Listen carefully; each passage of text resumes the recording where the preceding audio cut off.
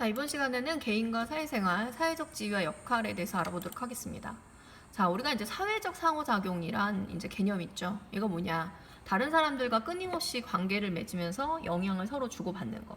그러니까 뭐 한마디로 뭐 친구하고 사귀는 거, 그다음 우리 부모님하고 같이 살아가는 거, 이런 거 다 사회적 상호작용입니다. 자, 근데 이제 뭐 이런 경우 있죠. 예를 들어서 내가 버스를 타고 가는데 옆에 사람이 앉아 있어요. 그럼 이렇게 일시적으로 이루어지는 상호작용도 있지만 내 친구 또는 우리 부모님은 계속 만나죠. 이런 지속적인 상호작용도 있어요. 근데 우리가 이런 지속적인 사회적 상호작용을 사회적 관계다라고 이제 우리가 정의를 내립니다. 자, 근데 이런 우리가 살아가면서 개인이 사회적 관계 속에서 차지하는 위치가 있어요. 그걸 우리가 이제 지위라고 얘기를 합니다. 근데 이제 뭐 예를 들면 이런 거죠. 선생님 같은 경우는 선생님이란 지위가 있죠. 그리고 여러분은 뭐 학생이란 지위가 있고 또는 뭐 누군가의 아들, 누군가의 딸이라는 지위가 있어요. 이런 것들 다 지위입니다. 자, 근데 지위에는 크게 두 가지 종류가 있어요. 귀속지위가 있고 성취지위가 있습니다. 귀속지위는 자기가 노력 안 해도 돼요. 그냥 가지고 태어나는 거예요. 그러니까 예를 들어서 내가 태어났는데 나 딸이야, 또는 태어났는데 나 아들이야, 또는 난 태어났는데 귀족이야, 노예야. 그러니까 이렇게 노력 없이 얻어지는 걸 귀속지위라고 합니다. 근데 성취지위라는 게 있어요. 성취지위는 자신이 노력을 해야 얻을 수 있어요. 예를 들어서 노력을 해서 선생님이 되거나 노력을 해서 우리 학생이 되거나, 학생들도 노력한 거예요. 공부 안 하고 뭐 이러면 밖으로 나가야 되겠죠. 그럼 학생이 더 이상 아니게 되겠죠. 자, 그 다음에 엄마가 된다는 거. 엄마나 아빠 이런 거는 결혼을 해서 아이를 낳아야지만, 그런 노력이 있어야지만 성취할 수 있는 지위예요. 그 다음에 뭐 누군가의 뭐 아내, 남편 이런 것들도 다 성취지위다.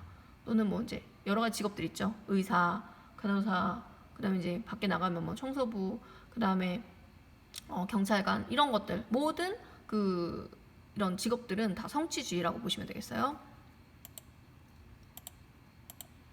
자, 근데 이제 이런 어떤 지위가 좀 개인이 성장하면 많아져요, 점점. 그러니까 예를 들어서 지금 여러분들 같은 경우는 누군가의 아들과 딸, 학생 정도가 이제 있죠. 근데 선생님은 선생님이면서 집에 가면 엄마, 며느리, 그 다음에 딸, 아내 이런 이제 여러 가지 지위들이 생기겠죠. 또는 무슨 어떤 그 역할을 맡았을 때 단체에서 무슨 장 이런 거 있잖아요. 뭐 회장, 뭐 위원장 이런 것들도 다 지위예요. 그래서 개인이 성장하면 어른이 돼갈수록 이런 사회적 지위는 그 수가 더 많아지게 됩니다. 그리고 이제 과거에는 귀속지위가 더 많았어요. 신분제 사회니까. 현대는 그렇지 않죠. 그래서 성취지가 굉장히 중요해지는 이런 사회가 되었습니다. 자, 그 다음에 이제 역할을 보면요. 역할이란 개인이 사회에서 갖게 되는 지위에 따라 기대되는 일정한 행동 양식. 한마디로 학생이면 학생답게, 선생님이면 선생님답게 라고 사회에서 요구받는 어떤 행동들이 있죠. 예를 들어서 여러분들은 학생이니까 공부 열심히 하라, 이런 기대받는 행동이 있죠. 근데 이제 사람마다 물론 역할 수행에 차이가 나요. 공부 열심히 하는 학생, 공부 안 하는 학생, 또는 보통으로 하는 학생, 포기하는 학생, 여러 가지 그 개개인의 행동에 따라 차이는 분명히 있습니다.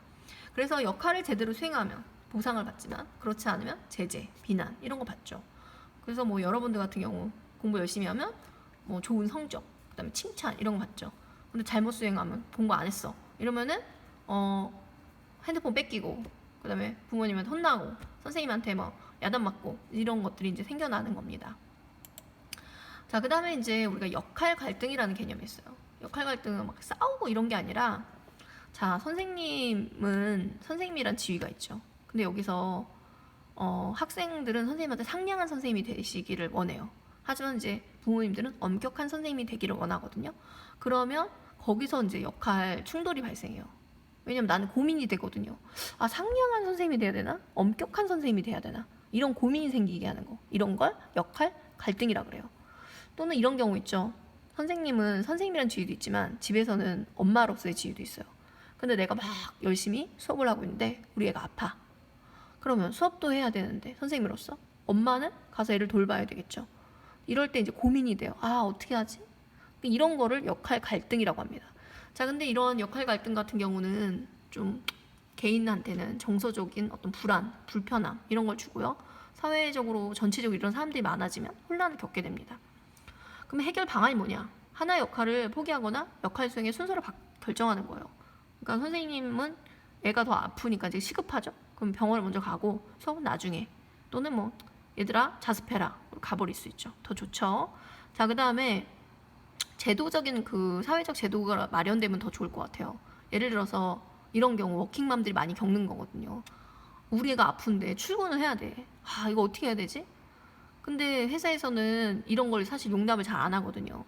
그러면 이제 워킹맘들, 아버지들은 뭐 그냥 회사 다 출근하시니까, 그러면 이제 이럴 때 이제 고민할 때 제도적으로 애가 아프거나 열이 몇 도 올랐을 때 엄마는 또는 아빠는 집에서 아이를 돌본다. 이런 법률이 있다라면 사람들은 회사 안 가도 되죠. 그러니까 이런 식의 어떤 사회적 제도가 마련된다면 좀 합의점을 좀 더 사람들이 찾을 수 있겠죠. 안 그러면 계속 역할 갈등 때문에 혼란이 일어나는 이런 상황이 되겠죠.